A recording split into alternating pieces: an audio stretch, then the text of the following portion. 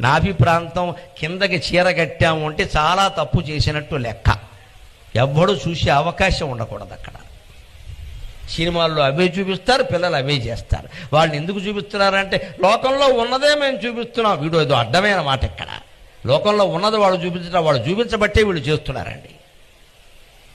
ఎవడు మటుకు కూడా తప్పేసుకుంటాడండి బాధ్యత. నేను తప్పుకోలేనమ్మా, నాకు అమ్మవారు ఇచ్చిన బాధ్యత, నేను చెప్పే తీరతాను. నాభి కిందికి చీర కట్టకూడదు. చీర కట్టి ఏ వస్త్రం కట్టినా నాభి పైకి ఉండాల్సిందే. నాభి భర్తకి తప్ప మరొకటి కనపడడానికి వీల్లేదు. అసలు కనపడిందంటే మనం ఘోరం నేరం చేసినట్టే లెక్క.